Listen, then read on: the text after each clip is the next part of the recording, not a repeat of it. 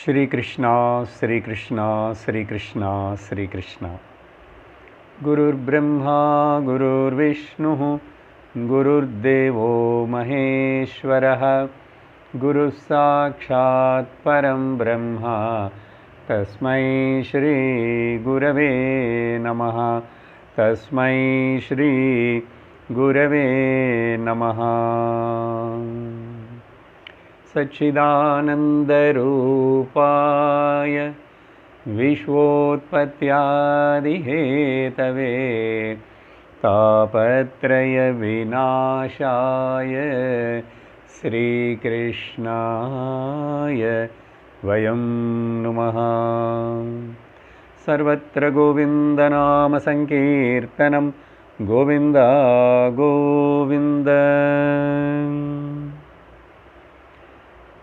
श्रीकृष्ण शरणं मम। श्रीकृष्ण शरणं मम। श्रीकृष्ण शरणं मम। श्रीकृष्ण शरणं मम। श्रीकृष्ण शरणं मम। श्रीकृष्ण शरणं मम। श्रीकृष्ण शरणं मम। श्रीकृष्ण शरणं मम। श्रीकृष्ण शरणं मम। श्रीकृष्ण शरणं मम। शरणं मम। शरणं मम।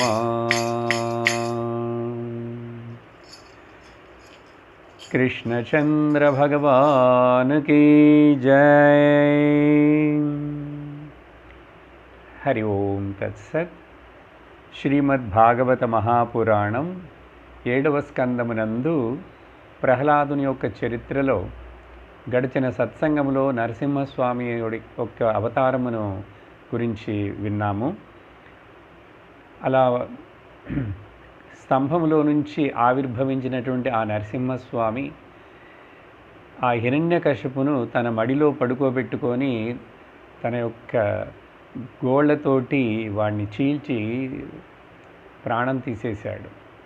అలా హిరణ్యకశిపు యొక్క సంహారం జరిగిన తర్వాత దేవతలందరూ కూడా అక్కడ భగవంతుడి యొక్క ఈ అద్భుతమైనటువంటి అవతారం లీలను చూడటానికి వచ్చారు. వాళ్ళందరూ దగ్గరికి ఎవరు రాలేదు. ఆయనను స్తుతించుటకో పొగుడుటకో ఏమీ ఆరాధించుటకు దగ్గరికి రాలేదు. భగవంతుడు ఆ సింహాసనంలో గంభీరంగా కూర్చొని ఉన్నప్పుడు బ్రహ్మదేవుడు కూడా దగ్గరికి వెళ్ళటానికి భయపడుతున్నాడు. లక్ష్మీదేవి కూడా భయపడుతున్నది. ఎవ్వరూ వెళ్ళటానికి ధైర్యము వాళ్ళకి రావటం లేదు. అటువంటి సమయంలో బ్రహ్మదేవుడు ఈ చిన్న బాలుడైనటువంటి ప్రహ్లాదుడి దగ్గరికి వచ్చి, బాబు, నీ తండ్రి అయినటువంటి భగవంతుడిని నువ్వు దగ్గరికి వెళ్ళి నమస్కరించి ఆయన కోపమును చల్లార్చు అని అడిగాడు. అడిగితే ప్రహ్లాదుడు కొంచెం కూడా భయపడకుండా ఆ భగవంతుడి సాన్నిధ్యమునకు వెళ్ళి దగ్గరికి ఆయనకు నమస్కారం చేస్తే భగవంతుడు ఆ పిల్లవాడిని లేవదీసి తన మడిలో కూర్చోబెట్టుకొని ఒళ్ళో కూర్చోబెట్టుకొని తల మీద చెయ్యి పెట్టి ఆశీర్వదించి ఆయన కూడా చాలా సంతోషపడి శాంతుడైనాడు. అలాంటి శాంత స్వరూపుడైనటువంటి శాంతమును పొందినటువంటి ఆ నరసింహస్వామి భగవానుడిని చూసి ప్రహ్లాదుడు స్తుతి చేయటం మొదలుపెట్టాడు, స్తుతించటం మొదలుపెట్టాడు. అలా స్తుతిని కూడా మనం ఒక 2-3 శ్లోకములను చూసాము. ప్రహ్లాద ఉవాచ. అత్యద్భుతమైనటువంటి చాలా పెద్ద స్తుతి భాగవతంలో వచ్చే అనేక స్థుతులలో ప్రహ్లాదుడి యొక్క స్థుతి. మొదట చెప్తున్నాడు, నేను అతి హీనమైనటువంటి ఉగ్రజాతి క్రూరమైనటువంటి అసుర జాతిలో పుట్టాను. నాకు ఎక్కడ అర్హత ఉంటుంది చాలునా నిన్ను శాంతపరచుటకు, నిన్ను మెప్పించుటకు అని చెప్పి నాకు యోగ్యత గలదా అని అడుగుతున్నాడు. తర్వాత 2 శ్లోకములలో ఏం చెప్పాడంటే, ఒక మనిషికి మంచి గుణములు ఎన్ని ఉన్నా కూడా ఆ గుణములు సంపద లాంటివి, లేక లౌకిక గుణములు కానీ, లౌకిక లోక విధముగా పాతాను ఉన్నటువంటి చాలా మంచి గుణములు కానీ, లేక పారమార్థికముగా చూసేటప్పుడు పాండిత్యము, మాత్సర్యము లేకుండా వినయం ఇట్లాంటివి, ఇవన్నీ గుణములు ఎన్ని ఉన్నా కూడా ఒక మనిషికి భక్తి గనక లోపల లేకపోతే ఆ వ్యక్తి ఎంత వేదము చదివిన వాడైనా కూడా, పాండిత్యం ఉన్నవాడైనా కూడా, ఎవరి యొక్క మనస్సు, వాక్కు, మనసా, వాచ, కర్మణ, చేష్టలన్నిటినీ కూడా, జీవనమును, సంపదను అన్నిటి కూడా భగవంతుడికి అర్పిస్తాడో అటువంటి వాడు కసాయివాడైనా కూడా అతడు పావనమైపోతాడు. అతడి వలన తన కుటుంబమే పావనమైపోతుంది. కాబట్టి వేరే విధముగా నీకు అన్ని గుణములు ఉన్నాయని చెప్పి గర్వపడేవాడికి, ఇటువంటి వేదవేత్తుడైనా కూడా వాడి వలన ఆ కులము కానీ, ఆ మనుషుడు కానీ అంతగా పావనం అవ్వడు అని చెప్పాడు. చెప్పి ఆ తర్వాత ఈరోజు చూడబోయే మరికొన్ని శ్లోకములలో ప్రహ్లాదుడు ఏం చెప్తున్నాడంటే, నైవాత్మన ప్రభురయం నిజలాభపూర్ణః మానం జనాద విదుషః కరుణో వృణీతే యద్యజ్ఞనో భగవతే విదధీతమానం తచ్చాత్మనే ప్రతిముఖస్య యథా ముఖశ్రీః. భగవంతుడికి మనము భక్తులముగా చేసేటువంటి పూజ, పునస్కారములు, నైవేద్యములు, వ్రతములు ఇవన్నీ కూడా ఆ భగవంతుడికి వీటి వలన పొందవలసినది ఏమీ లేదు. నిజముగా ఆయనకి వీటి వలన పొందవలసినది ఏమీ లేదు. కానీ భక్తుల మీద ఉన్నటువంటి దయా, కరుణ వలన ఆ భగవంతుడు ఈ భక్తులు చేసేటువంటి పూజలు మొదలైన వాటిని స్వీకరిస్తాడంటే అర్థమేమిటి? భగవంతుడికి అర్పించినవి ఆ స్వీకరించడం అంటే ఏమిటని ఇంకా ప్రహ్లాదుడు ఏం చెప్తున్నాడంటే, భగవానునికి ఏదైతే మనము ఇలా సమర్పిస్తున్నామో పూజ పేరులో, పునస్కారముల పేరులో, అది నిజముగా భగవంతుడికి సమర్పించటం కాదు, మనకు మనమే సమర్పించుకుంటున్నాము అంటున్నాడు. అదెట్లా? మనకు మనమే సమర్పించుకోవటం ఏమిటి?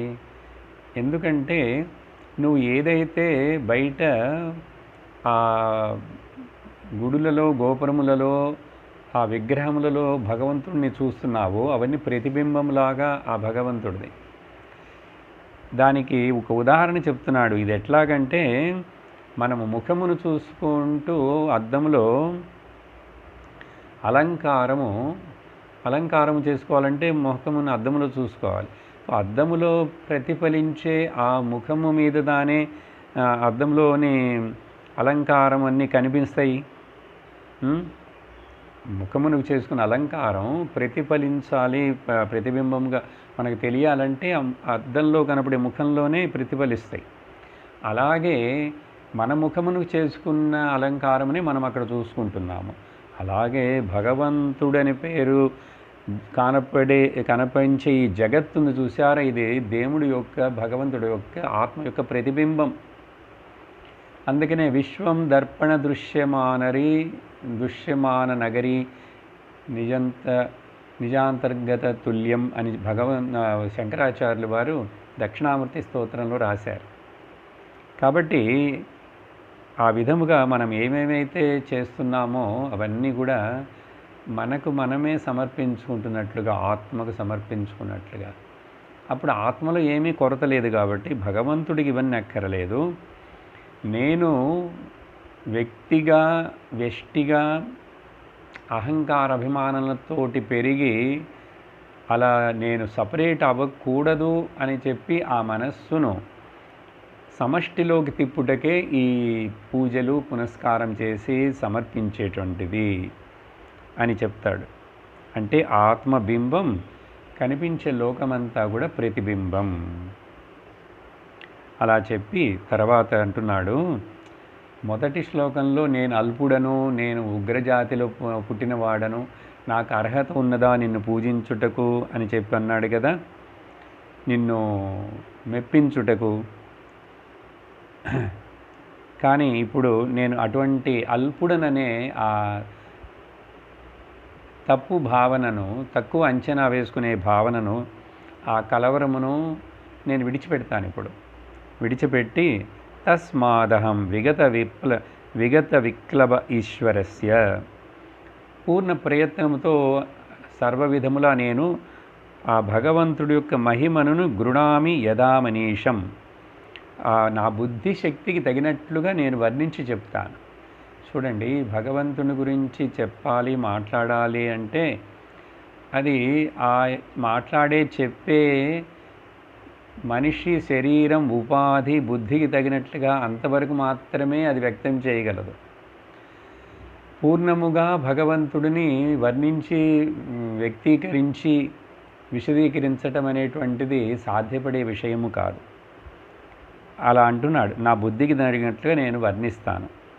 ఎందుకంటే ఇలా భగవంతుడి యొక్క మహిమను చింతిస్తూ వర్ణించటం అంటే ఏమిటి? ఇంకొకళ్ళకి చెప్పటం. ఇంకొకళ్ళకి చెప్పడం అంటే ఏమిటి? లౌడ్ థింకింగ్ అని అర్థం. నేను నా మనస్సులో ఉన్నటువంటి భావననే ఈరోజు మీకు ఇక్కడ ప్రహ్లాద కథ రూపంలో మాట్లాడుతూ, అతడి యొక్క స్తుతి రూపంలో చెప్తూ, మరలా నేను మనసులో భావించిన, తలుచుకుంటున్న, స్మరిస్తున్న విషయములను మీ ముందు శబ్దముగా చెప్పి మరలా స్మరించుకుంటున్నాను. దీనినే లౌడ్ థింకింగ్ అంటారండి. ఇలా వర్ణించటం వలన ఒక మనిషి యొక్క మనస్సులో ఉన్నటువంటి అజ్ఞానం, అనాది కాలముగా వస్తున్నటువంటి అవిద్య, అజ్ఞానము, దాని వలన సత్వరజస్తమో గుణముల కార్యమైనటువంటి ఈ దేహము, ఆ తర్వాత ఈ దేహము నేననే అభిమానము, ఇటువంటివన్నీ ఏర్పడి ఇతడు ఈ సంసారములో కొట్టుమిట్టాడుతున్నాడు, తిరుగుతున్నాడు. కాబట్టి మనుషుడు, ఈ సంసారంలో పడినటువంటి జీవుడు ఇలా భగవంతుడి యొక్క కథలను చెప్తూ ఉండటం వలన, వినుట వలన పవిత్రుడవుతాడు అని చెప్తున్నాడు. పవిత్రుడవుతాడు. అలా చెప్పి తర్వాత నీ యొక్క ఇలాంటి గుణములను వర్ణించుట, చెప్పుట, నీ అవతారముల యొక్క లీలలు, నీ అవతారములు ఎందుకో తెలుసా అసలు? అవన్నీ కూడా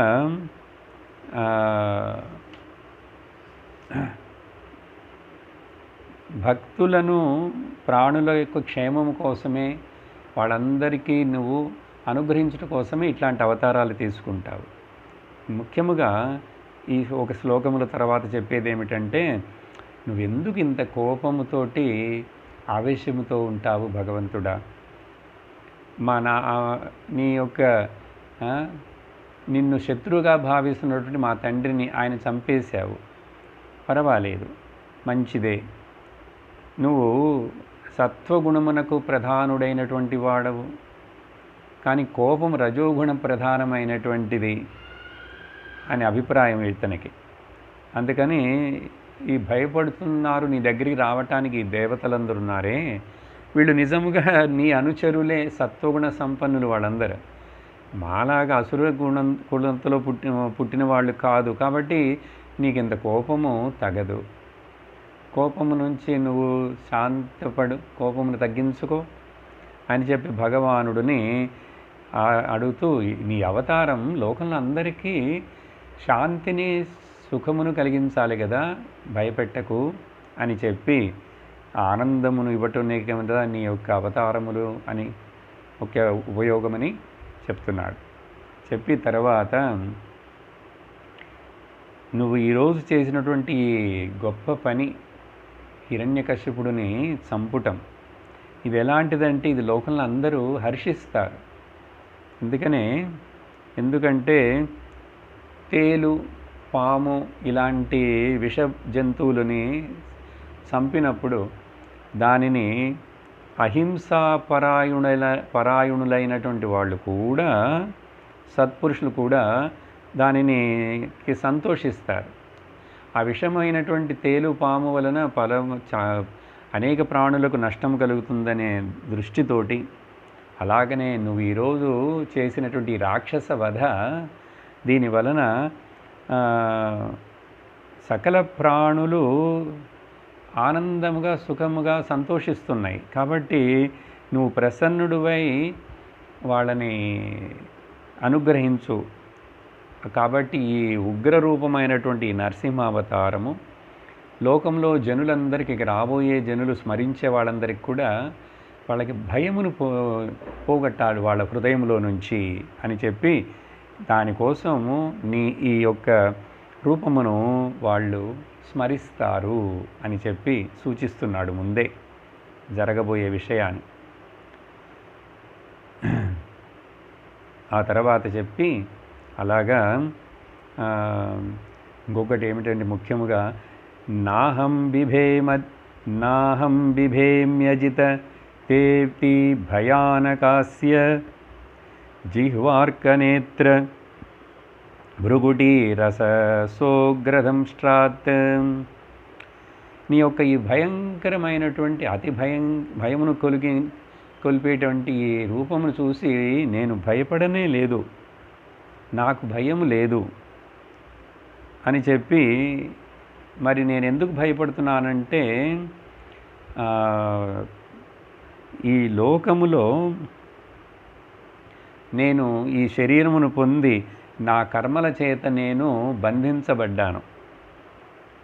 ఆ తర్వాత ఇటువంటి అసురుల మధ్యలో పుట్టేట్లుగా నా కర్మే నన్ను ఇట్లా చేసి నాకు ఇట్లాంటి ఫలితమునిచ్చింది. కాబట్టి ఇటువంటి నేను ఏమవుతున్నది, ఏమి తప్పులు చేశానో, ఇంతకుముందు ఎట్లా చేశానో, ఏం కర్మలు, దానివల్ల అసుర కుటుంబంలో పుట్టాను. ఇలా సంసారంలో భ్రమిస్తున్నాను నేను. ఈ సంసారం అనేటువంటి జనన మరణ చక్రం అనే విషయం ఉందే, ఇది చూస్తే నాకు చాలా భయం. లోకమును చూసి సంసారమునంటే నాకు భయము పడుతున్నాను, నీ రూపమును చూసి నేను భయపడలేదు. కాబట్టి నువ్వు దయను చూపించే వాళ్ళలో చాలా ఉత్తముడవు. కాబట్టి నువ్వు సంతోషపడి ప్రసన్నుడివై సంసార దుఃఖమును పోగొట్టేటువంటి నీ పాదములను ఆశ్రయించిన నన్ను నువ్వు ఎప్పుడు నీ పాదముల దగ్గరికి ఆహ్వానిస్తావు అని అడుగుతున్నాడు. నన్ను చేర్చుకుంటావు అని చెప్పి, కాబట్టి యస్మాత్ ప్రియా ప్రియ వియోగ సయోగ జన్మ శోకాగ్నినా సకలయో నిషుదహ్యమానః దుఃఖౌషధం తదపి దుఃఖం తద్ధియాహం భూమన్ భ్రమామి వదమే తవ దాస్య యోగం. ముఖ్యమైన శ్లోకం. ఈ లోకంలో అనేక జన్మలలో నేను, ఓ అనంతుడా భగవంతుడా, ఇష్టమైన దానిని కోల్పోయి ఇష్టము లేని దానిని పొందుతున్నాను. ఇటువంటి ఈ లోకము, ఈ సుఖ దుఃఖాలు ఇవన్నీ ఏంటంటే నిప్పు లాంటి శోకము. నిప్పు ఎట్లా అయితే మనిషికి ఒళ్ళు కాల్చేస్తుందో, శోకము నా చేత నేను కాల్చివేయబడ్డాను. దుఃఖమదధ్యాం. అదే మాత్రమే కాదు, ఈ దుఃఖమును నివారించే ఉపాయం ఏదైనా ఉందా అంటే ఆ ఉపాయము కూడా ఇంకా కొంచెం దుఃఖాన్ని ఎక్కువ ఇస్తున్నది అంటున్నాడు. అని చెప్పి దానికి ఏం ఉదాహరణ చెప్తున్నాడంటే, దుఃఖ ఔషధం. ఒక వ్యాధికి మందు తీసుకుంటే ఆ వ్యాధి పోయి ఆ వ్యాధి వలన ఉన్న దుఃఖం పోవాలి.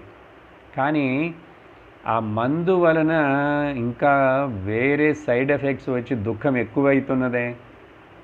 అట్లాగా దుఃఖౌషధం తదపి దుఃఖమత్.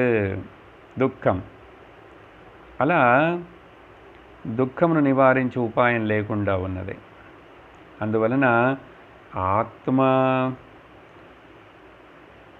ఆత్మని తెలుసుకోకుండా నేను అనాత్మలో తాదాత్మ్యం ఉండి ఈ సంసారంలో తిరుగుతున్నానే. అది కాబట్టి నువ్వేం చేస్తావంటే నాకు నీ సేవ అనే నీకు సేవ చేసే అనే మోక్షోపాయమును నాకు ఉపదేశించు. వదమే తవ దాస్య యోగం. చూడండి, దాస్య యోగం, ఆ, నిర్బీజ బీజ నిర్హణ యోగమని ఒక చోట చూసాము కదా ముందు వార్త. అలాగే ఇక్కడ దాస్య యోగం. నీకు దాసుడునై నీ దాసులకు కూడా దాసుడునై ఉంటూ నేను వాళ్ళని సేవిస్తూ నిన్ను సేవిస్తున్నానంటే అదే మోక్షమునకు ఉపాయం అని చెప్పి నాకు అది ప్రసాదించు, ఉపదేశించు అంటున్నాడు. అలా చెప్పి తర్వాత అలా చెయ్యాలంటే నాకు నువ్వు సత్సంగమును ప్రసాదించు, సత్పురుషులతోటి నీ భక్తులతోటి నాకు సాంగత్యమును ఉండేట్లుగా చెయ్యి. సోహం ప్రియస్య సుహృద పరదేవతాయ లీలా కదస్తవ నృసింహ విరించ గీతా. ఎందుకంటే ఎప్పుడైతే హంస సంగ, పరమహంసలు మహాత్ముల యొక్క సాంగత్యమును, నిన్ను సేవిస్తూ ఉండేటువంటి వాళ్ళ పాదములను నేను సేవిస్తూ ఉన్నానంటే నాకు కూడా వాళ్ళు నీ గాథలను నీ కథలను వర్ణిస్తుంటారు కదా, అప్పుడు నీ గాథలను వినటానికి ఎవరు ఇష్టపడరు? బ్రహ్మదేవుడు కూడా నీ గానమును, నీ గొప్పదనాన్ని, నీ లీలను గానం చేస్తుంటాడు. కాబట్టి అట్లా నాకు కూడా అటువంటి భాగ్యమును ఇచ్చావంటే నేను కూడా సత్వ రజస్తమో గుణముల నుండి విముక్తుడనై పెద్ద పెద్ద కష్టములు వచ్చినా కూడా వాటిని కష్టములుగా భావించకుండా నేను చాలా తేలికగా సునాయాసముగా నేను ఆ కష్టాలను దాటేస్తాను కదా. కాబట్టి నాకు నువ్వు నీ దాసుల యొక్క సేవ, నీ పాద సేవని నాకు అనుగ్రహించు అని సత్సంగమును కోరుకుంటున్నాడు. అలా చెప్పి తర్వాత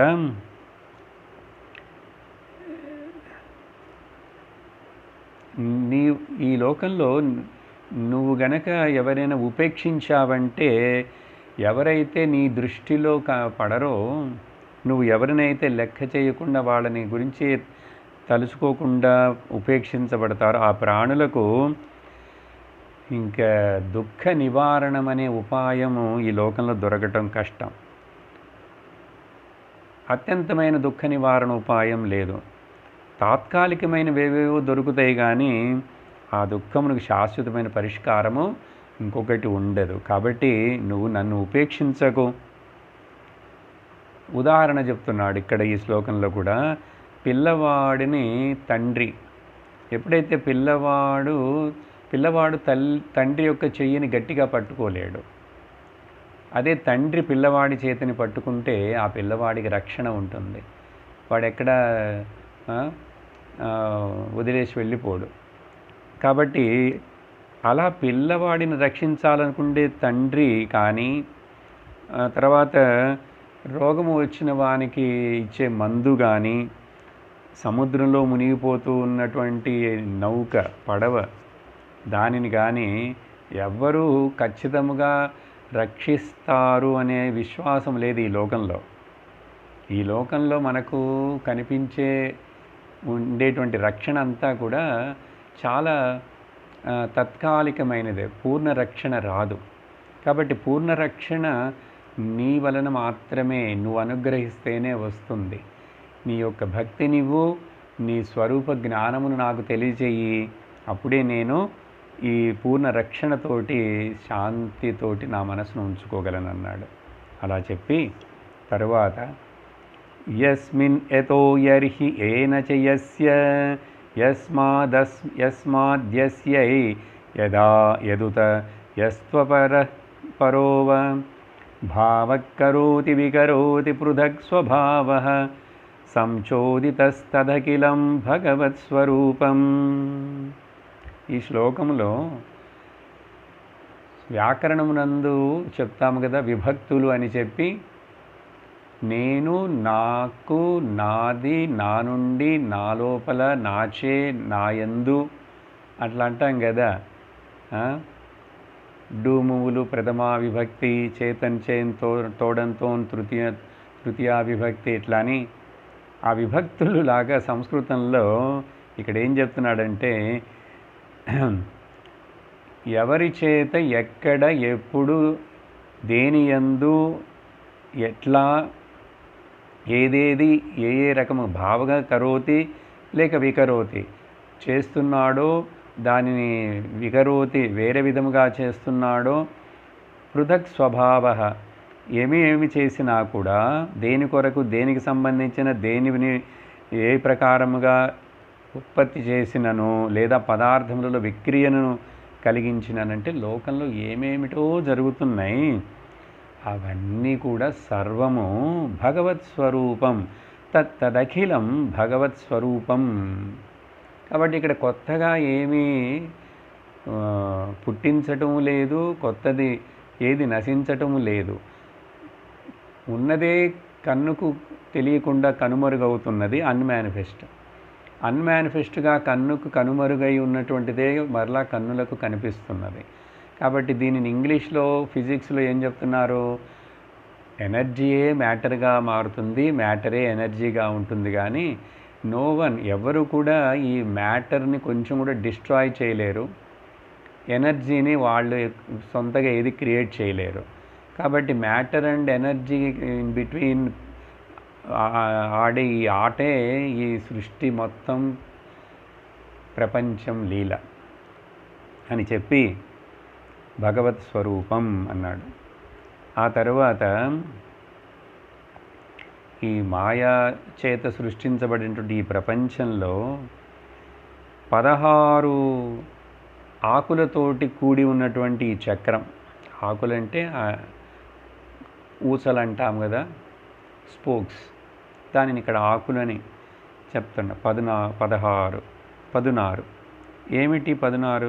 5 జ్ఞానేంద్రియములు, 5 కర్మేంద్రియములు, 5 ప్రాణములు, ఒక మనస్సు.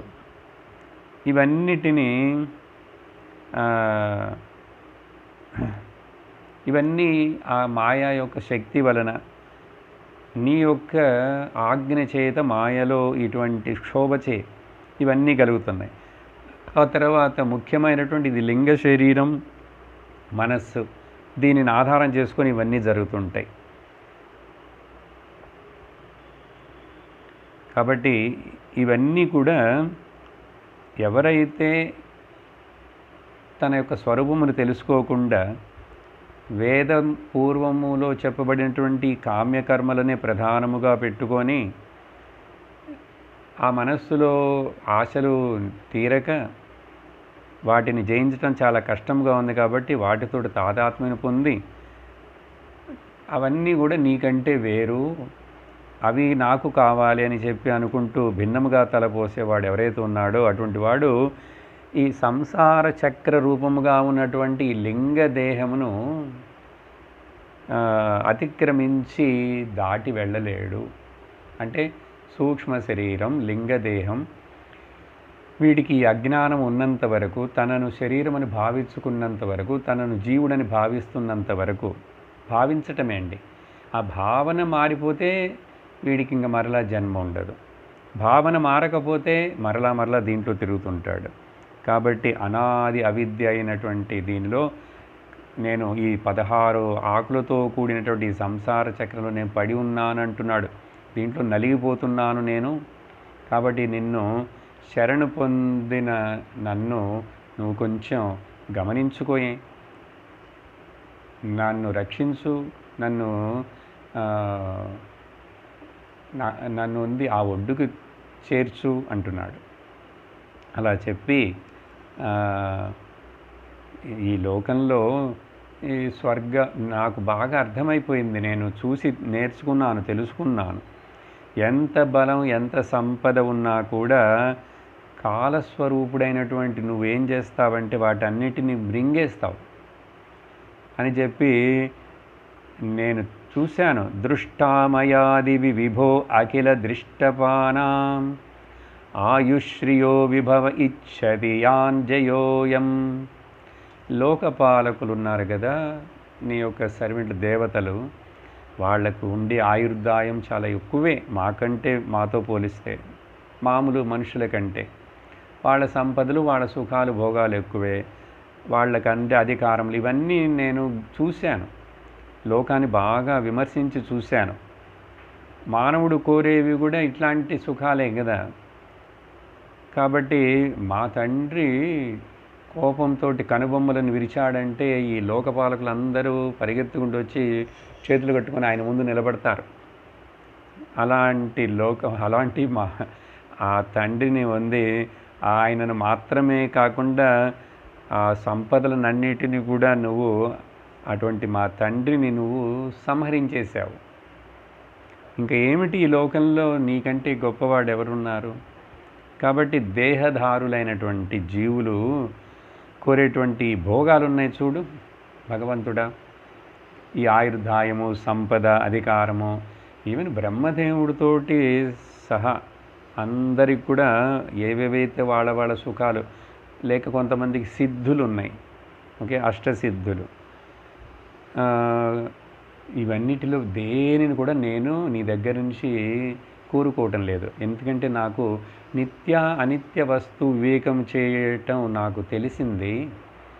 అది తెలిసి చేస్తున్న నాకు వీటన్నిటి మీద కూడా ఇష్టం లేదు, నేను వాటిని కోరుటలేదు. ఎందుకంటే వీటన్నిటిని నువ్వు కాలస్వరూపుడుగా ఉండి సర్వమును ధ్వంసం చేసేస్తావు. కాబట్టి నువ్వు నాకు తొందరగా నీ సేవకుల యొక్క సేవ చేయుటకు నాకు అనుగ్రహించుము, నీ సేవకుల యొక్క సేవను చేయుటకు నాకు అనుగ్రహించుమంటున్నాడు.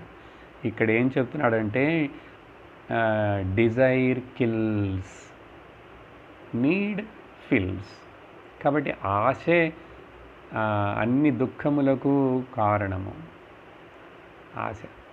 కాబట్టి సర్వం పరవశం దుఃఖం అంటారు సంస్కృతంలో, సర్వం ఆత్మవశం సుఖం. కాబట్టి భజగోవిందంలో భగవాన్ శంకరాచార్యులు వారు చెప్పినట్లు, మా కూరు ధన జన యవ్వన గర్వం హరతి నిమేషాత్ కాల సర్వం మాయామయమిదమఖిలం బుద్ధ్వా బ్రహ్మపదం త్వం ప్రవిశ విదిత్వా భజగోవిందం. అందుకని ఇప్పుడున్నటువంటి ఈ సిచ్యువేషన్ చూడండి, ఇప్పుడు సామాజిక పరిస్థితి, అందరూ ఎంత భయముతోటి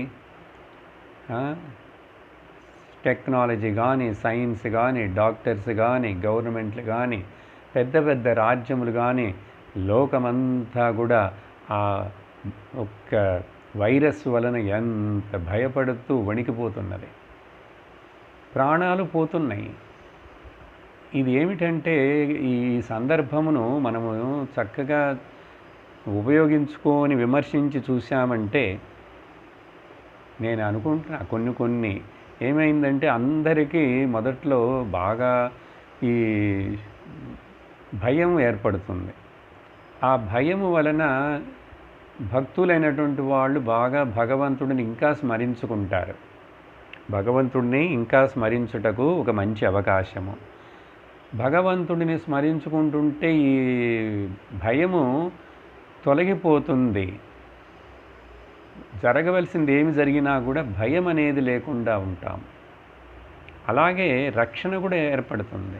కాబట్టి ఇంకా లోకమును చూసి ఈ శక్తి, అనంత శక్తి, ఎవరు ఏమీ చేయలేకుండా ఉండేటువంటి విధముగా ఆ కాలం అనే చక్రములో ఇటువంటి సృష్టిలో చూసారా, అదేదో వైరస్ అంటే ఎంత పవర్ఫుల్గా. కాబట్టి భగవంతుడి మీద నమ్మకం పెరుగుతుంది చాలామందికి. ఇప్పుడు భగవంతుడి మీద నమ్మకం లేని వాళ్ళకి నమ్మకం పెరుగుతుంది, నమ్మకం ఉన్న వాళ్ళకి ఇంకా నమ్మకం గట్టిపడుతుంది. ఇంకా చెప్పాలంటే సాధకులకు ఇది మంచి సాధనగా ఉపయోగపడుతుంది. ఎట్లా జ్ఞానస్థితిలో ఉండి ఈ జరుగుతున్నవన్నీ కూడా నష్టాలు, భయాలు, ప్రాణ నష్టాలు అన్నీ కూడా ఇవన్నీ ఈ మాయా ప్రపంచంలో ఇవన్నీ ఒక భాగములే. ఇవేవి సత్యములు కాదని జ్ఞాన దృష్టిలో ఆలోచించగలిగే వాడికి, అలాగే మంచి సాధకులు వీళ్ళందరికీ వైరాగ్యం వస్తుంది. ఎంత నేర్చినా ఎంత చూసినా చూశారా, భగవంతుడి యొక్క శక్తి ముందు, అనంతమైనటువంటి ఆ పరమాత్మ శక్తి ముందు, కాలము ముందు ఏమి ఈ మాయా ప్రకృతిలో జరుగుతాయో ఏమిటో ఎప్పుడనేది తెలియకుండా ఉంది. కాబట్టి సత్యమును గుర్తిస్తూ ఆత్మచింతన, భగవంతుడి యొక్క స్వరూపమును తెలుసుకొని ఈ మాయలో జరిగేటువంటి వీటన్నిటికి భయపడకుండా, కలవరపడకుండా వాటిని ఎదుర్కొంటూ మనం జ్ఞానస్థితిలో ఈ దేహమును మనము ఏ సమయమైనా ఎటువంటి పరిస్థితులైనా వదిలేందుకు తయారుగా ఉండాలి, తయారు చేసుకోవాలి. ఇవి ఎందుకు చెప్తున్నానంటే భయపడటం కాదు. ఇప్పుడు ప్రహ్లాదుడు ఇన్ని మాట్లాడుతున్నాడంటే ఎప్పుడూ కదా ప్రహ్లాదుడు ఏ కాలంలో, అసలు ప్రహ్లాదుడికి ఏమి కష్టాలున్నాయి? అతడు రాజకుమారుడు, జగత్తు మొత్తమును తన చేతిలో పెట్టుకొని పాలిస్తున్నటువంటి ఆ చక్రవర్తి హిరణ్యకశిపుడి యొక్క కుమారుడంటే అతడికి ఎందుకు ఇంత భయం అంటే ఇది ఈ జన్మలో ఉన్న సుఖభోగముల వల్ల కాదు, అనేక జన్మలలో ఏర్పడినటువంటి అనుభవములు కూడా తనకు గుర్తుకొచ్చి తెలుసుకొని వివేకుడై చెప్తున్నాడు. ఇది ఎలాగంటే ఈ బుద్ధుని విషయంలో కూడా అప్పుడే కదా బుద్ధుడు, సిద్ధార్థుడు బుద్ధుడైనాడా. ఆయన కథల్లో ఏం చెప్తారు, వైరాగ్యం ఎందుకు వచ్చింది?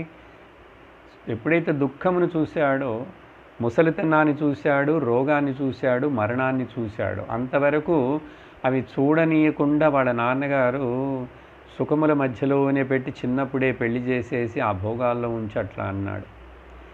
సరే వీడి ఇంక పర్వాలేదు, ఇంక వైరాగ్యం వచ్చి సన్యాసిగా వెళ్ళాడు. ఎందుకంటే ఆ అబ్బాయి జాతకంలో అట్లా చెప్పబడింది అని ఎంతో ఇతడు ప్రయత్నం చేశాడు రాజు శుద్ధోదనుడు. అతన్ని వెళ్ళనీయకుండా ఆ పిల్లవాడు అట్లా సన్యాసిగా వెళ్ళకూడదని చేస్తే చివరికి ఒకరోజు అలా ఆ రథసారథిని తీసుకొని బయటికి వెళ్ళాడు లోకం చూడటానికి. అంతవరకు లోకమనే చూడలేదు, చూడనీయకుండా వాళ్ళ నాన్నగారు అడ్డు పెట్టాడు. వెళ్ళిన వెంటనే కావాలనే ఆ సిద్ధులు, ఈ పిల్లవాడి జాతకంలో ఇలా ఉంది కాబట్టి యోగులు సిద్ధులే అలా కనిపించారట. మొదట ముసలివాడుగాను, మొదట వ్యాధితో కష్టపడుతున్నటువంటి వాడుగా కనిపిస్తే ఇదేమిటని అడిగి తెలుసుకున్నాడు. వ్యాధి, వ్యాధి అంటే ఇట్లానా, ఎవరికైనా వస్తుందా? అమ్మా, ఎవరికైనా వస్తుంది. ఆ తర్వాత వృద్ధాప్యం, ఇంకొక కాలు కర్ర పట్టుకొని నడిచే ముసలివాడిని చూసి ఇదేమిటి ఇతడు ఇట్లా వణికిపోతున్నాడు అని అడిగాడు. ఇది ముసలితనం అంటారు బాబు, ఇది నాకు అందరికీ వస్తుందా? నా భార్యకు వస్తుందా? నా పిల్లవాడి అందరికీ వస్తుంది. అప్పుడు ఇంకా షాక్. ఆ తర్వాత మరణం చూశాడు. ఎవరో ఒకడిని నలుగురు మోసుకెళ్తుంటే ఇదేమిటంటే ఆ వ్యక్తి మరణించాడు, ఇంకా ఆ శరీరము నడవదు, కదలదు, మాట్లాడదు, కాబట్టి వీళ్ళే నలుగురు తీసుకెళ్ళి దానిని దహనం చేస్తారని చెప్పంగానే రథం ఆపే అన్నాడు. రథం ఆపేసి వెంటనే వెళ్ళిపోయాడు అడవులకు. ఇలాగైతే అప్పుడు నాకు ఇంక సంసారం వద్దు, ఈ మూడిటికి పరిష్కారం ఏమైనా ఉందా, ఈ దుఃఖములోంచి బయటపడుటకని చెప్పి తపస్సు చేసి జ్ఞానమును పొంది బుద్ధుడైనాడు. కాబట్టి ఇవన్నీ కంటి ముందు చూస్తూనే ఉన్నాము కదా. ప్రతి ఒక్కరికి ఈ లోకములు వచ్చే కష్టములు, సుఖములు ఉన్నాయి కొంచెం కొంచెం. ఎంతటి సుఖములు అవి? ఇది తర్వాత శ్లోకంలో దీని గురించి చెప్తూ ఏం చెప్తున్నాడంటే ఉదాహరణలు ఇస్తున్నాడు. ఇప్పుడు నేను మాట్లాడిన ఈ విషయానికి అనిత్యం అనేటువంటిది చూస్తూనే ఉన్నాము, కానీ అర్థం చేసుకొని గుర్తించలేకపోతున్నాము. చూస్తూ కూడా పశ్యన్నపి న పశ్యతి. ఎట్లాగంటే ఈ లోకం ఎండమావులు లాంటిదే. లోకంలో ఎండమావులు చూస్తున్నాం, మనం ఏమనుకుంటున్నాం, ఎండమావులు అనేటువంటివి అవి కల్పన లేదు, అక్కడ మిథ్యనే, కళ్ళకి తోస్తున్నదే కానీ లేదన్నాం. అట్లాగేట వినుటకు చూసుటకు బాగుంటుంది ఎండమావుల గురించి చెప్పడానికి. ఈ ఇంద్రియ భోగములు అనేవి, లోకం అనేదంతా కూడా ఎండమావి లాంటిదే. ఎండమావుల్లాగా ఉండేటువంటి ఇంద్రియ భోగాలు సకల రోగాలకి కారణమైనటువంటి దేహము, రోగాలంటే దుఃఖములకు కారణమైన దేహం. ఈ విషయములు మనుష్యుడికి తెలుస్తూనే ఉంటుంది. అయినా ఏదో కొంచెం కొంచెం చిన్న చిన్న సుఖాలు అక్కడక్కడక్కడ పెరుగన్నం తినేటప్పుడు పచ్చడి ఉమ్, ఆవకాయ పచ్చడి, ఊరగాయలు అవి అట్లా నోట్లో పెట్టుకుంటే ఏదో రుచి అని. అలాగా ఇవేంటాడంటే చిన్న చిన్న అల్పమైన తుంపరలు. తుంపరలు అంటే తెలుసు కదా, అటువంటి నీటి బొట్లులాగా ఏదేదో చిన్న చిన్న సుఖాలు వస్తే వాటితోటి వీడు తాత్కాలికమ తన కోరికని తీర్చుకుంటూ ఆహా ఆహా అనుకుంటున్నాడు. ఇది అగ్నిని చల్లార్చటం నెయ్యి పోసి జరిగే పనే. అలాగే ఈ వైరాగ్యమును పొందకుండా ఈ సుఖములలో నుంచి మనిషి ఎట్లా బయటకు వస్తాడు? దీనికి ఇంకొక ఉదాహరణ భారతంలో 2-3 కథలు చెప్పబడినాయండి. ఒకటేమిటంటే, ఒక పాము ఒక కప్పను పట్టుకుంటే నోటితో వెంటనే మింగదు. ఆ కప్పకి వెంటనే ప్రాణం పోదు. పాము యొక్క నోరు చిన్నదిగా ఉంటుంది, కంఠము. అది కొంచెం దాన్ని మింగాలి. పాము నవలలేదు కదా, ఈ విషయం దానికి ఎక్కి ఆ విషయం వలన కప్ప చచ్చిపోయి తర్వాత లోపలికి వెళుతుంది. ఈ లోపల విషం లేని పాము అయినకుందనుకోండి, ఇంకా విషం లేనిదైతే పాము ఆ కప్పని అట్లా పట్టి ఉంచి కొంచెంసేపటి తర్వాత అదికి లోపలికి మింగేస్తుంది, ప్రాణం పోతుంది. ఈ కప్పట ఆ పాము నోట్లో ఉన్నటువంటి కప్పని వెనక నుంచి పట్టుకుంది, ముందు నుంచి కాదు. అప్పుడు కప్ప యొక్క తల అదంతా బయటనే ఉంది. అదేమి చేస్తున్నదట, ఆ కప్పకు ముందు ఒక ఈగ ఇట్లా ఎగురుతుంటే ఆ ఈగను పట్టుకొని తినాలని చెప్పి కప్ప నాలికని జాపుతున్నదట. ఇలాగట మృత్యువు నోట్లో ఉన్నటువంటి ఆ కప్ప ఏదో చిన్న సుఖం తినాలి అనేటువంటి ఒక కోరిక వచ్చి దాన్ని నాలిక చాపి, అట్లాగే ఈ లోకంలో మృత్యుముఖంలో మనందరం ఉండి కూడా ఏవో చిన్న చిన్న సుఖాలు వస్తున్నాయని చెప్పి వాటికి ముఖ్యత్వం ఇచ్చి, రాబోయే మృత్యువు కాలము చాలా తక్కువగా ఉన్నది సమయము, ఈ లోపల నేను ఈ మనుష్య జన్మను సార్థము చేసుకొని ఆత్మజ్ఞానం పొందాలని వీళ్ళు ప్రయత్నం చేయట్లేదు చూడండి ఎవరు అంటున్నాడు ప్రహ్లాదుడు. కాబట్టి నీ యొక్క కృప చాలా అవసరం భగవానుడా. నువ్వు నన్ను నీ యొక్క కరుణ ఎక్కడ, తమో గుణముతోటి రజోగుణ ప్రధానమైన జన్మను పొందిన నేను ఎక్కడ, నీ దయకు ఎక్కడ కంపేర్ చేయగలను? ఎందుకంటే నువ్వు నా తల మీద నీ యొక్క పద్మహస్తం అభయహస్తమును పెట్టావు చూడు. ఇది ఎంతటి అనుగ్రహం అంటే నేను ఊహించలేకపోతున్నాను, చింతించలేకపోతున్నాను. ఎందుకంటే ఇంత అనుగ్రహము లేకపోతే అసలు నేనెక్కడ, నీ యొక్క దయ కరుణ నీ యొక్క శక్తి ఎక్కడ? ఇటువంటి అనుగ్రహము నేను అనుకుంటున్నాను బ్రహ్మదేవుడికి కానీ రుద్రుడికి కానీ, ఇంకా చెప్పాలంటే లక్ష్మీదేవికి కూడా నువ్వు ఇంతటి అనుగ్రహమును నిశ్చయముగా ఇచ్చి ఉండవు. ఇంతటి భాగ్యము వాళ్ళకు కూడా కలిగి ఉండదు. నేను ఎంతటి భాగ్యము చేసిన వాడై ఉన్నాను అని చెప్పి చాలా హృదయం కరిగిపోయి మాట్లాడుతున్నాడు ప్రహ్లాదుడు. అలా చెప్తూ, కాబట్టి నువ్వు ఎవరికి కరుణ చూపిస్తావు, ఎవరికి నువ్వు దొరుకుతావు, ఎవరికి నీ యొక్క చరణ ప్రాప్తి ఏర్పడుతుందంటే, ఈ లోకంలో భేద బుద్ధి లేకుండా, అన్ని శ్లోకంగా మా అర్థం చెప్తున్నానండి, శ్లోకాలు చదవట్లేదని అనుకోవద్దు. నైషా పరావర మతిర్భవతో నను సాధ్యం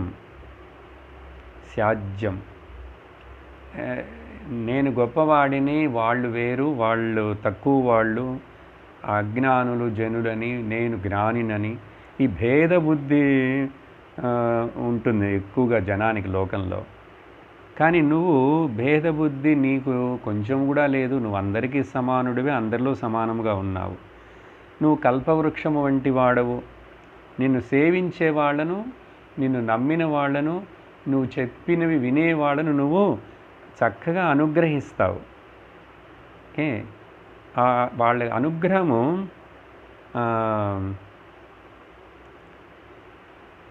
నీ అనుగ్రహము ఎట్లా అంటే వాళ్ళ యొక్క సేవకి అనురూపముగా ఎటువంటి విధముగా నిన్ను ఆరాధిస్తారు, నిన్ను అర్థం చేసుకుంటారో దానికి తగినట్లుగా నీ యొక్క అనుగ్రహం ఉంటుంది. ఓకే. అంతే కదా. పాత్రకు తగినట్లుగా నీళ్లు తెచ్చుకోగలం. చిన్న పాత్ర, పెద్ద పాత్ర. చెంబు తీసుకెళ్తే సముద్రం దగ్గరికి చెంబులో నీళ్లు కొంచెం మాత్రమే. కాబట్టి పాత్రకు తగినట్లుగా, వాళ్ళకి అర్హత తగినట్లుగా. కాబట్టి నీ అనుగ్రహంలో ఎక్కువ తక్కువలు లేవు.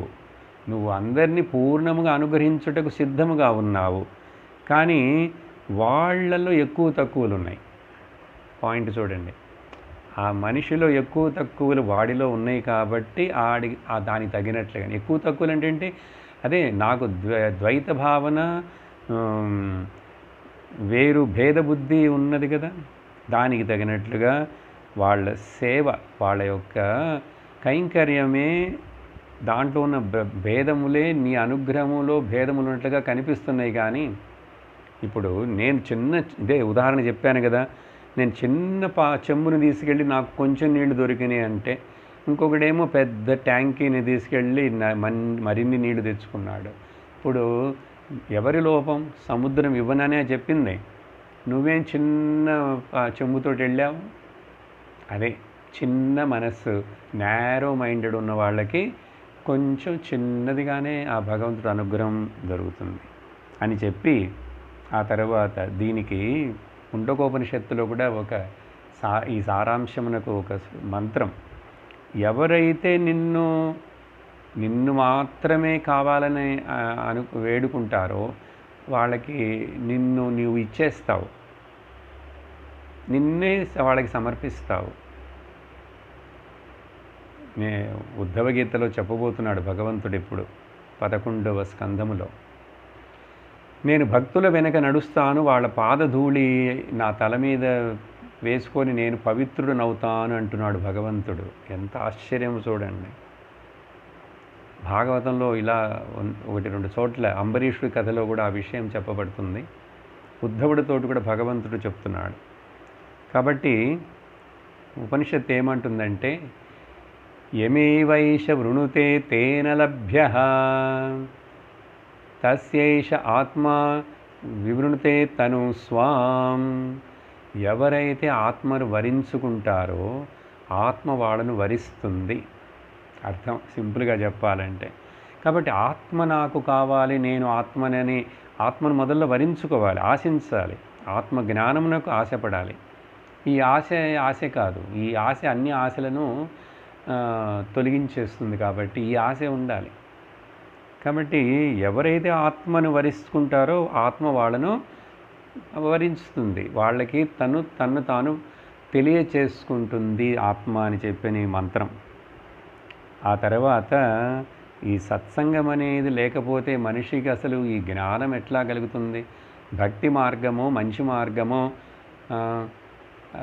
ధర్మ మార్గము, ఆధ్యాత్మిక మార్గం ఇవన్నీ ఎట్లా తెలుస్తాయి? సత్సంగమును వెళ్ళి వినకపోతే. కాబట్టి నారదుడు యొక్క సత్సంగం గురించి గుర్తు చేసుకుంటూ చెప్తున్నాడు. భక్తుల యొక్క సేవ చాలా అవసరం. ఓకే. ఎందుకంటే ఆ నారదులు వారు నన్ను అనుగ్రహించి ఈ సంసారం అనే అజ్ఞాన నూతిలో పడిపోకుండా నన్ను కాపాడి నాకు ఈ భాగవత ధర్మమును బోధించాడు కదా ఆయన. అటువంటి ఆ అనుగ్రహించి నన్ను స్వీకరించినటువంటి ఆ నారదుల వారు నీ సేవకుడే కదా. అటువంటి నీ సేవకుడికి నేను సేవ చేయకుండా ఎట్లా విడిచిపెట్టగలను? కాబట్టి నాకు జీవితం ఉన్నంత వరకు నీ భక్తులకు సేవ చేసే భాగ్యమును నాకు ఇస్తూనే ఉండు. వాళ్ళు నీ గురించి నాకు చెప్తూనే ఉంటారు. నేను నీ భక్తుడుగానే ఉంటూ నీ అనుగ్రహం పొందుతూనే ఉంటాను అన్నాడు. అట్లా చెప్పి నువ్వు నా భక్తుల యొక్క మాటను సత్యము చేయుటకు నువ్వు చాలా కట్టుబడి ఉంటావు. ఆ మొదటి శ్లోకంలోనే చెప్పాడు. ఓకే, నరసింహ అవతారం సమయంలో అక్కడ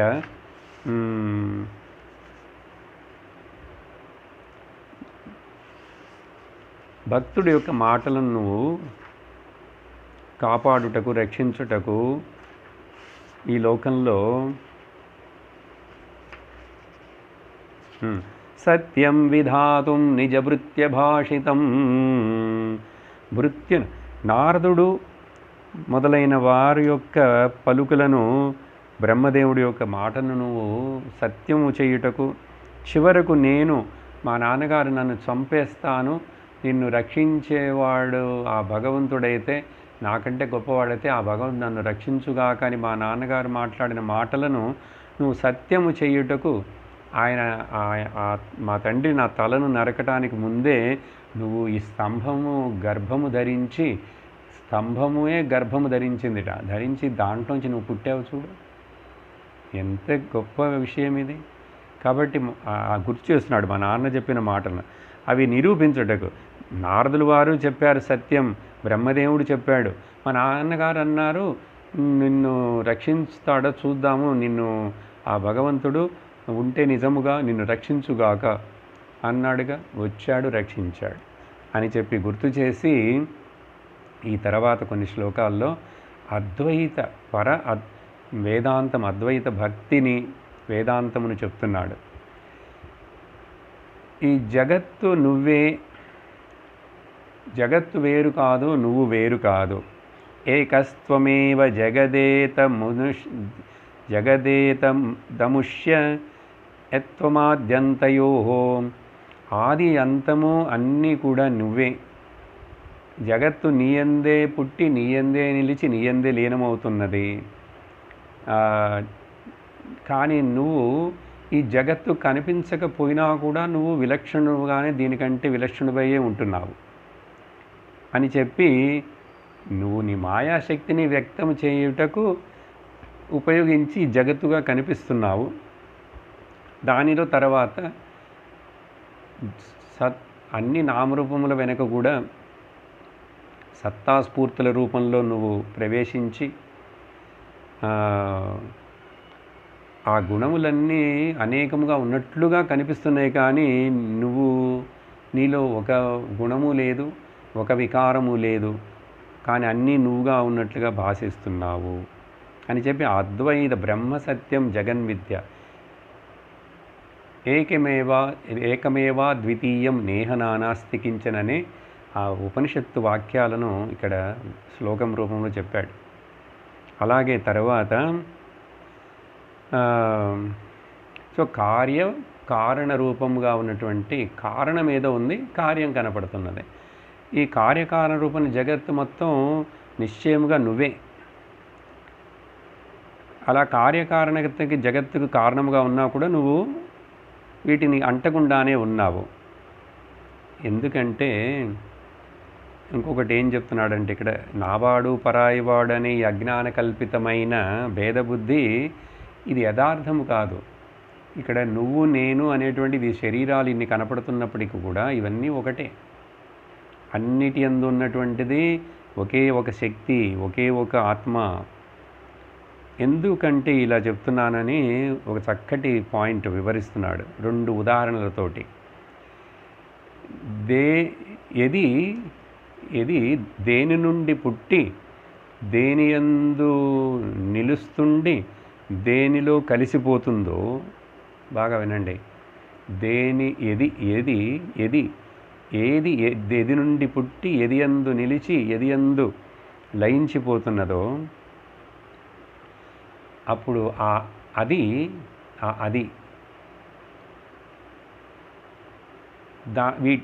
దానికంటే భిన్నముగా ఉంటుందా?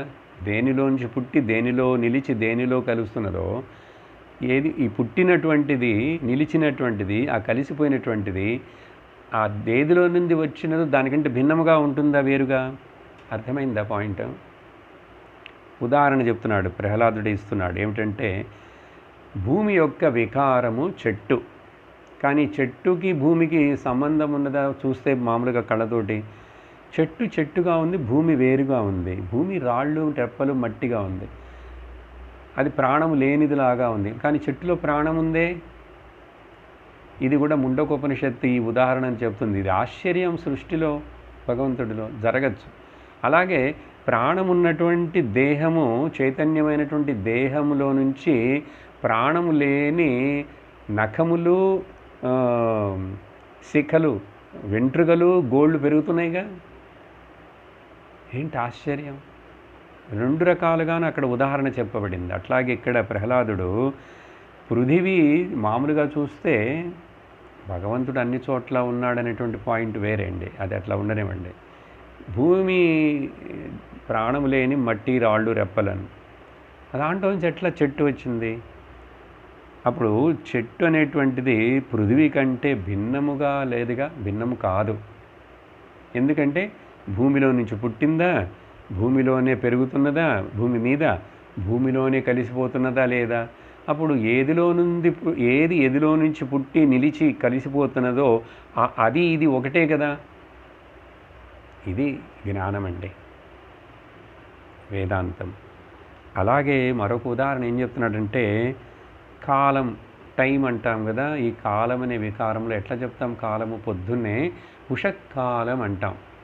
ఆ సూర్యుడు ఉదయించే సమయంలో ఉన్నటువంటి ఆ రంగు, ఆ టైంని కాలం యొక్క, ఇప్పుడు ఉషకాలం అని చెప్పినాను, మధ్యాహ్న కాలం అని చెప్పినాను, సాయంకాలం అని చెప్పినాను. కాలము ఈ రకరకములైన ఉషకాలము, సాయంకాలము, మధ్యకాలం అన్నీ కూడా ఆ కాలములోని అంశములే కదా.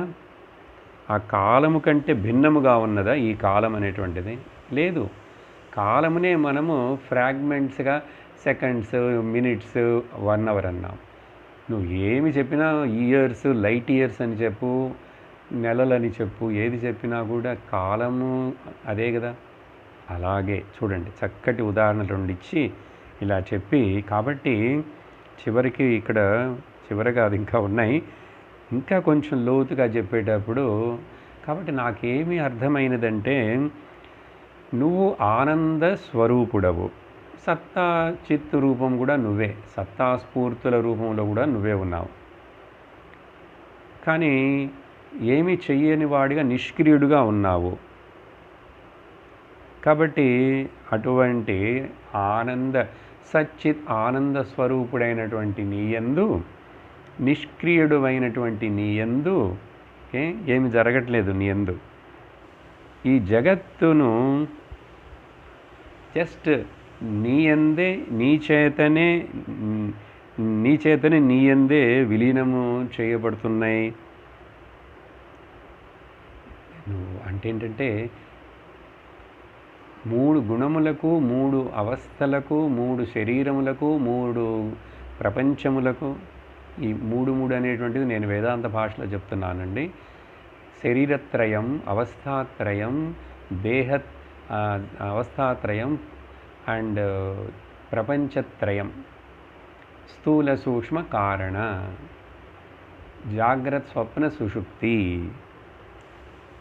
ఇవన్నీ 3 దేని యందు జరుగుతున్నాయి, దేనిలో కనిపిస్తున్నాయి, దేనిలో నిలుస్తున్నాయి, దేనిలో లయిస్తున్నాయి. అది యోగేన, ఇక్కడ చక్కగా ఒక వార్త అండి. నిజ సుఖానుభవ నిరీహ యోగేన మీలిత ధృగాత్మ నిపీత నిద్ర తురియే. ఆ శబ్దం చాలా ముఖ్యం. తురీయం.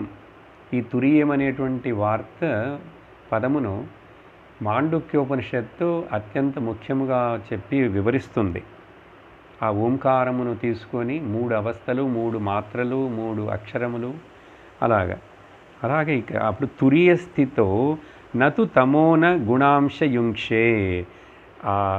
4వది తురియం అంటే 4వదని అర్థం. 4వది అని చెప్పైతే అర్థం ఏంటి? అప్పుడు 3 ఉన్నాయా? 3 లేవు, అసలు ఉన్నది ఒకటే. ఇది ఆ ఒకటిలో ఒకటి మీద ఈ 3 ఉన్నట్లుగా, జరుగుతున్నట్లుగా కనిపిస్తాయే కానీ నిజముగా లేవు అని చెప్పి, ఏమిటది? ప్రాణులలో తమోగుణం ఓకే. ఎప్పుడైతే ప్రాణులలో నిద్రా సమయమునందు అజ్ఞానముతో కానీ జాగ్రత్త స్వప్న అవస్థలలో అక్కడ ఆ గుణములతో కానీ ఈ తురియ ఆత్మ అయిన నాకు సంబంధం లేదు.